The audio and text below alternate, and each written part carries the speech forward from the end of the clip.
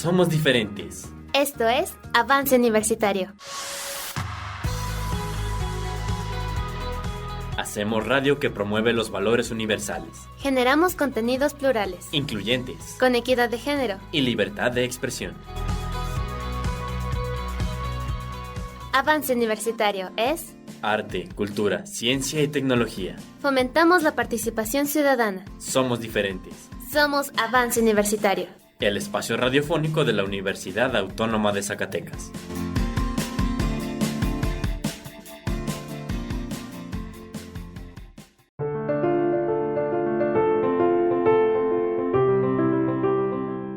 ¿Qué tal, amigos de Avance Universitario? En esta ocasión, el lunes de salud, tenemos la participación del psicólogo Gerardo Martínez Cázares con un tema bastante ríspido, bastante actual: la corrupción desde el punto de vista psicológico. Bienvenido, buenas tardes. Muy buenas tardes, nuevamente muchas gracias por la invitación. Y sí, efectivamente, un tema que nos está llamando al análisis, que nos está llevando al cuestionamiento, sobre todo a la indignación generalizada sobre la corrupción. Esto viene a colación de que México se considera uno de los primeros lugares a nivel Latinoamérica, precisamente en este fenómeno de la corrupción. Y a todos los niveles. Y a todos los niveles, efectivamente, no solo en el ámbito político, sino que se vuelve una idiosincrasia que permea en todas las actividades humanas, y pues en ese sentido se vuelve una necesidad desarrollar un análisis desde cada una de las áreas profesionales, y pues la psicología no se quedaría atrás, obviamente, en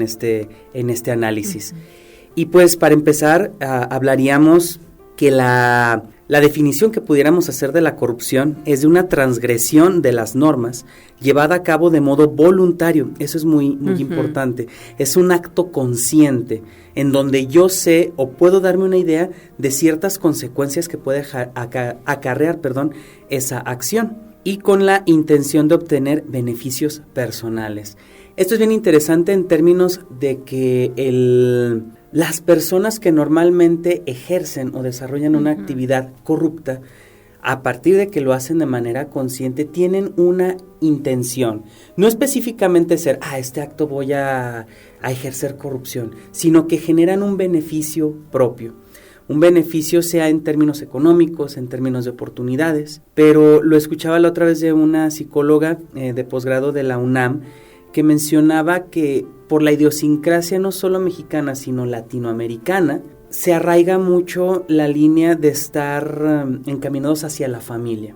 Muchos de los actos o de las acciones corruptas que se desarrollan, sobre todo para tener ejemplos muy específicos en el ámbito político, se hace o se justifican en dado momento: es que lo hice por mi familia. Por mi familia. Se pensaría en un primer momento que es una acción individual, que es una acción en donde el egoísmo y el egocentrismo es lo que prevalece, pero no. Curiosamente, se hace un análisis de que como tenemos una idiosincrasia, una estructura en donde la familia es lo primero, en donde las estructuras familiares son lo más importante para al menos el mexicano, entonces las acciones de corrupción se justifican al menos por la persona que hace esa acción de lo hice por mi familia, lo hice porque necesitábamos esto, o lo hice en beneficio de mi familia, no tengo ningún remordimiento por haberlo hecho porque fue en voz de mi familia. Entonces, este valor familiar se vuelve una idiosincrasia de protección, como de permisibilidad, ¿no? O sea, si es en beneficio no mío, sino también de todos los demás, como que está más permitido, o ese es la justificación con la que trabajamos, ¿no? Efectivamente, esa permisividad que nos damos a nosotros mismos viene en base a de que lo vi por mi gente, no por mí mismo. Y es ahí en donde se habla de que la corrupción no es un fenómeno de identificación o de beneficio individual. Sí lo es, claro que sí lo es, pero tenemos que tener un desarrollo de justificaciones hacia nosotros mismos para poder entablar eso. Otros de los factores en general es la tendencia a identificar el éxito con el dinero, asociamos directamente el aspecto de la corrupción con la obtención de bienes materiales. Como dicen, el que no tranza, no avanza. Hasta esos dichos que hasta son ese dicho, ¿no? muy comunes, establecen precisamente la forma en cómo vemos el mundo, que precisamente son dichos tan esquemáticos, tan propios de nuestra cultura, que de alguna manera los respiramos. Pero efectivamente, asociamos inmediatamente con el que no tranza no avanza, el que hace las cosas bien, entre comillas, pues es un tonto, mientras que el que es oportunista, el que es abusado, pues goza de mayor hasta aplauso por parte de la sociedad. Es decir, que mayor beneficio con el mínimo de esfuerzo posible. Entonces se asocia inmediatamente esos elementos con el éxito. Ah, mira, qué persona tan más gallarda y que pudo lograr esto con transarse a esa otra persona, y esa otra persona que hace de alguna forma las cosas bien, no se le da ese mérito. Eso se respira en nuestra cultura. O sea que hay un reconocimiento de parte de la sociedad hacia aquellos que, hacen de la corrupción parte de su vida diaria. Efectivamente, sí. Indirecta o directamente hacemos uso del aplauso, del decir, bueno, te encuentras una cartera en la calle, pues qué tonto el que la regresó. Más bien es listo el que él se la quedó con el dinero, etcétera. Y ahí en esa cuestión de los valores que estamos trabajando, pues estaríamos viendo en la parte cultural. Pero hay otros factores que también están muy involucrados, como sería, por ejemplo, la prevalencia de la moral heterónoma sobre la moral autónoma. Explico cada cual de ellas. Consideramos moral autónoma la que incentiva a cumplir las leyes de manera independiente de premios y castigos. Es decir, nosotros cumplimos la ley porque sabemos que forma parte de la organización social y que de alguna manera si la transgredimos estamos afectando el tejido social. Y está lo que son la moral heterónoma, que esa es la que comúnmente seguimos en México, en donde es la que impele o la que nos obliga a cumplir las leyes solamente por el miedo al castigo, solamente por un respeto interiorizado hacia las reglas, pero porque me va a ir mal. Va a ir mal. Si no, va a tener un castigo. Efectivamente. Si no habría problema. Efectivamente, y este tipo de moral heterónoma, esta moral heterónoma resulta muy frágil de quebrar.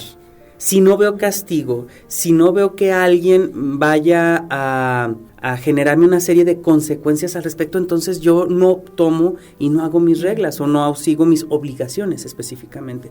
Que eso es algo en términos muy, muy actuales que estamos viendo. No estamos viendo efectividad por parte de ciertos sectores del gobierno, por lo tanto, la sociedad observa que no hay castigo. Entonces también puedo hacerlo yo. Puedo hacer lo que a mí me plazca, porque esta moral es sumamente frágil. No me freno o no me detengo porque mi moral es que si yo daño o si yo hago lo que quiero estaré afectando a otros. Que eso es una moral que se observa muy claramente en otras culturas, como en Japón, como en China, como precisamente en Alemania. Una moral, específicamente en Japón, ahí sí tengo el ejemplo muy esquemático, en donde las personas si se encuentran un objeto en la calle, inmediatamente lo que piensan es, este objeto no es mío, por lo tanto es de alguien más. Ese alguien más ha de estar preocupado por ese objeto que ha perdido.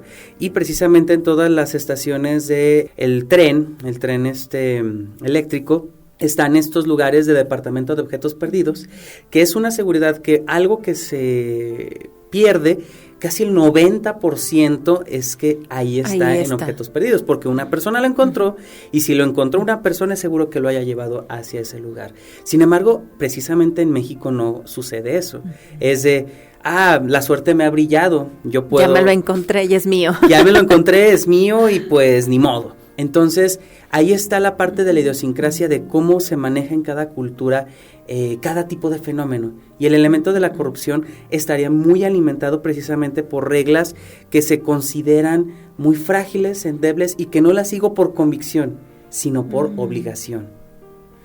En ese sentido, también está la falta de la conciencia por parte de la población de que los bienes públicos que aseguran el bienestar social se consiguen a través del esfuerzo de todos y que deben de ser respetados. Eso es muy claro.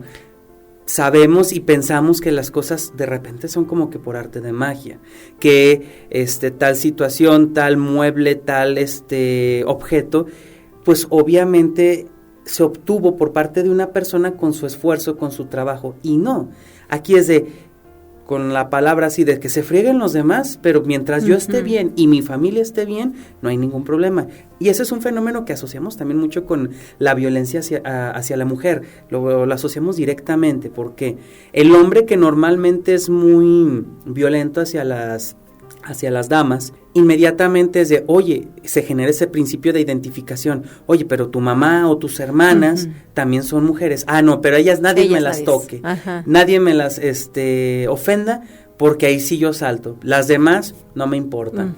Y ese principio también se establece con la corrupción. A mí no me importan las demás personas, con que yo esté bien no hay ningún problema, y es esa falta de conciencia e identificación con los demás, que claro, aquí también hay que ser realistas. El principio de supervivencia empieza a permear mucho en estos elementos, como el yo quiero sobrevivir. No me interesan los demás, yo quiero sobrevivir. Sin embargo, se enfrascan las personas tanto en ese sentimiento, en esa idiosincrasia, que pierden el terreno de que somos una sociedad colectivista. ¿A qué nos referimos con una sociedad colectivista? A que somos comunidades que nos ayudamos los unos a los otros, porque en principio de cosas somos animales racionales, pero frágiles. Necesitamos de estar en agrupaciones para podernos desenvolver. En esos términos, perdemos el piso de que la sociedad colectiva tiene que estar en armonía. Entonces, pasamos de un pensamiento colectivo a un pensamiento meramente familiar o individual. Mientras me beneficie yo y beneficie a mis allegados, el mundo puede girar.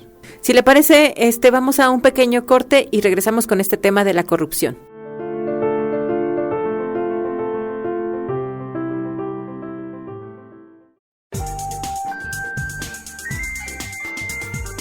Tenemos una pausa. En un momento regresamos con Avance Universitario.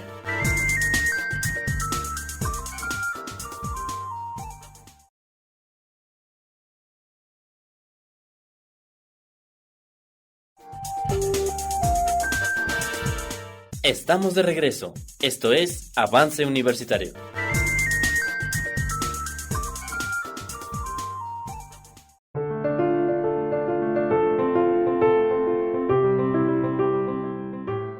Bien, estamos de regreso aquí en Lunes de Salud, platicando con el psicólogo Gerardo Eumir Martínez Cázares acerca del tema de la corrupción. Sin duda, un tema muy interesante y que yo creo que en la actualidad ha lastimado mucho a la sociedad mexicana, ¿no? Estos casos de los gobernantes que se les ha descubierto fraudes millonarios y todo mundo, ¿cómo puede ser posible mientras la población se está muriendo de hambre? Pero pues no es de hoy. Esto de la corrupción y de que roben y todo esto, ¿no? Efectivamente. O sea, ¿cómo lo está viviendo ahorita el mexicano este tipo de corrupción? Hay algo bien importante que acaba de mencionar, y es que no es un fenómeno nuevo, es algo que ha estado desde el principio de la humanidad, en términos de que hasta el mito bíblico de Adán y Eva se establece a través de una corrupción, de algo, de un engaño, pero de algo corruptible. Aparentemente, si nos vamos exclusivamente yéndonos por el mito, Eva corrompe a Adán para que pueda probar la fruta del conocimiento y de la sabiduría, y así se genera el pecado original. Es decir, desde la mitología se establece que la corrupción ha formado parte del individuo, porque la corrupción ineludiblemente tiene que ver con el aspecto de la ética, lo que se debe hacer y lo que no se debe de hacer. En términos de lo bueno y de lo malo. Un tema que de alguna manera ha llevado a filósofos a lo largo de la historia, Platón, Aristóteles, Sócrates, entre otros muchos más, a establecer como este cuestionamiento, qué es bueno y qué es malo. Sin embargo, si nos vamos a la definición de la corrupción, es un acto de conciencia en donde me beneficio a mí, pero indirecta o directamente perjudico a los otros o a un otro. En ese sentido, se estaría estableciendo que entonces, bueno, si yo actúo para mi beneficio y estoy perjudicando a alguien más, eso es un acto de corrupción, pues va muy ligado esa parte, pero específicamente también hay actos, hay de corrupción a corrupción, vaya. Si nos vamos a la cuestión de lo inmediato, pues hay momentos en donde sí desarrollamos conductas así, pero digamos que las que nos traen el día de hoy son aquellas situaciones que son causantes de malestares sociales como tal, la corrupción en la política, la corrupción como tal. Sin embargo, vamos de lo micro a lo macro, es decir, donde se enseña precisamente los actos de cualquier índole, incluyendo la corrupción, es la familia. En familia es donde empezamos a establecer los primeros esbozos de un perfil psicológico, de un perfil de personalidad de una persona que puede llegar a ser corrupta. Este perfil, obviamente, si lo vemos desde el punto de vista de la psicopatología, el corrupto es un individuo que sistemáticamente ignora al otro. Es decir, no genera una empatía o un interés o una atención hacia el otro y que prescinde de los valores éticos, morales y cívicos. Esto es bien importante porque se establece una conexión muy, muy clara con respecto a los elementos de la sociedad actual. Tú eres el que importas, tu goce es lo más importante y si alguien te lo está prohibiendo, el otro es el que está mal. Tú tienes que buscar lo que quieres, persigue tus sueños, sé exitoso, etcétera. No importando que te arrastres o que pises lo que sea, incluyendo valores éticos que respectan a la convivencia con nosotros. Es decir, es un ensimismamiento en mí y en mi mundo y en mis personas, como ya lo estábamos estableciendo. Entonces, el perfil de una persona con tendencias hacia la corrupción, pues eso obviamente es una persona que busca gozar o busca beneficiarse a sí mismo y obviamente a su contexto. Entonces, ahí es donde decimos, la moral se vuelve muy flexible. Entendemos nuestros derechos y los peleamos, pero no entendemos y desconocemos y queremos ignorar nuestras obligaciones. Ese es un factor muy importante del corrupto, en donde se establece socialmente que la corrupción es el medio más rápido, más sencillo y con menos esfuerzo de alcanzar las cosas, mientras que los que hacen las cosas bien, entre comillas, son los que son unos tontos. Bueno, tiene al primo, tiene al tío, que le puede dar una palanca para que pueda entrar a cierta institución, o la mordida, es oficial, me pasé el alto, tenga unos 500 y ya me deja ir. Eso se vuelve una práctica muy común, y eso es precisamente uno de los aspectos que también fomentarían la corrupción como tal, como el acostumbrarnos al verla como parte natural de la sociedad, de la población, como algo inherente, de lo cual no podemos escapar. Es decir, ha habido justificaciones en la naturaleza del ser humano es corruptible. Decía un psicólogo en términos de cognitivo-conductual, las conductas las aprendemos. Los niños nacen y van aprendiendo todo lo que observan en casa a través de la imitación, a través también de la prohibición, etcétera, etcétera. Sin embargo, estos actos de corrupción muchas de las veces los establecemos a través de la observación de nuestro entorno y es algo tan natural que lo empezamos a hacer. Y lo que indirectamente se enseña es, el otro no es el que importa, importas tú. Estamos en una selva. Como selva, arrójate, agarra lo que puedas y tú vas a ser el ganón. Y no te dejes, y aprovéchate del mundo. Y esa idiosincrasia que se va trabajando a nivel social va generando todos estos aspectos. Y cada día va en aumento, ¿no? O sea, me llamó la atención esto que dice, la gente visualiza a la gente corrupta, pero es como un modelo a seguir. Exacto. O sea, le fue bien porque hizo esto, aunque fueron actos corruptos, como que decimos, pues estuvo bien, pero ya la posición que tiene, ¿no? Entonces, qué triste que las nuevas generaciones vean así como que el modelo a seguir es este. Y efectivamente, lo que acaba de mencionar, se ven como que han llegado a esos estándares sin que les haya pasado una consecuencia, que eso es otro de los aspectos que forman parte de la personalidad de una persona, valga la redundancia, que es susceptible a la corrupción. Se siente o tiene una sensación de invulnerabilidad.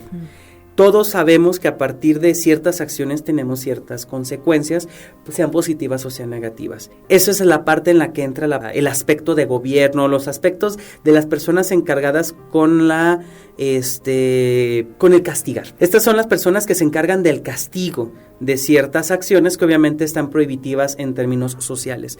Por lo tanto, si no se observan castigos, si no se observan consecuencias en base a ciertos actos ilícitos, pues evidentemente esto se va a fomentar más, porque nosotros trabajamos como seres humanos a través del hasta cierto punto conductista, premio castigo. ¿Somos más complejos que eso? Claro que sí, pero si vemos que tengo un mayor beneficio realizando ciertas actividades, aun siendo ilícitas, las voy a hacer. Si un niño que le están prohibiendo que agarre el dulce de la mesa y él va acercando la mano hasta el punto que él toma el dulce y no observa ninguna consecuencia a través de esa acción, lo va a seguir tomando. A menos que si escucha un grito o un manazo o una llamada de atención o agarraste el dulce, no hay tal premio o no hay tal concesión contigo, va a pensarlo 2 veces después si quiere agarrar un dulce porque vio que hay una consecuencia. Y esa es la parte formativa de la personalidad de nosotros como individuos. Si nosotros vemos que una persona con el menor esfuerzo o no haciendo las cosas correctas, entre comillas, tiene mejor estatus que el que hace las cosas de manera correcta, pues vamos a irnos por el primero, porque también queremos lograr cosas sin el menor esfuerzo posible. Y esto es lo que precisamente hace que poco a poco se esté exacerbando esta conducta de corrupción, en donde antes era más velada. Es decir, era más oculta. Se escondía más esto. Escondía más esto, pero sin embargo ahorita ya es una conducta hasta aplaudida y exhibida. Sí. Es decir, el grado de cinismo con el que nos encontramos a los personajes que se mencionaron en un principio del programa es aberrante, pero lo entendemos a partir de que esas personas no tenían empatía o no tenían consideración de los otros. Se considera también en otros estudios muy interesantes en donde el llegar a ser un político o tener un cargo de gobernancia se vuelve un ganarse la la más que una cuestión de servicio público que son que eso debería de ser.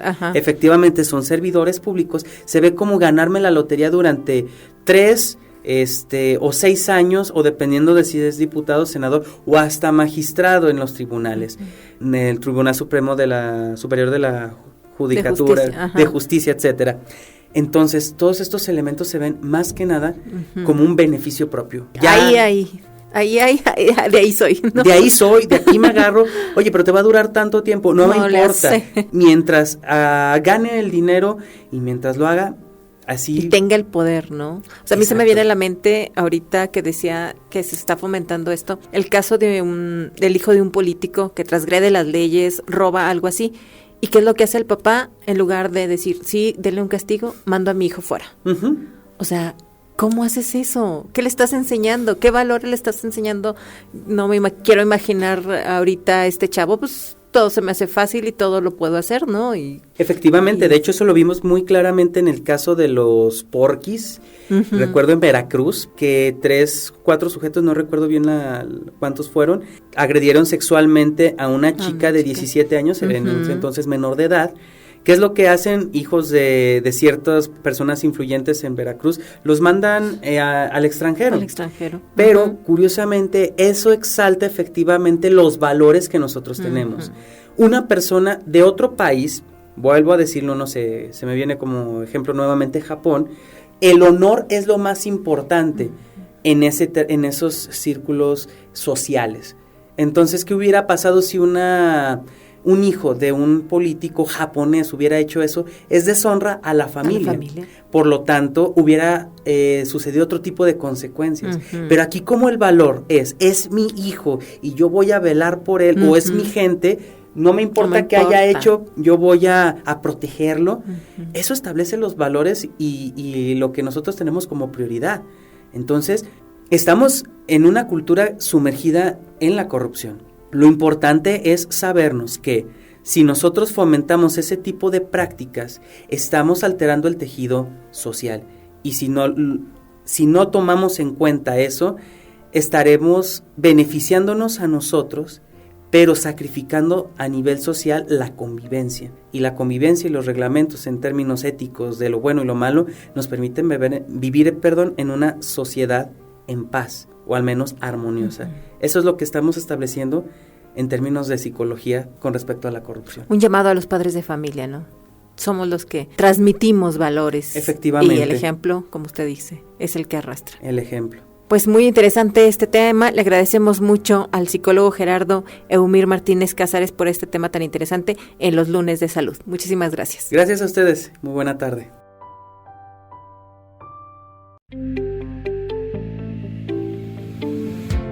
Somos Avance Universitario. Diferentes voces, propuestas alternativas.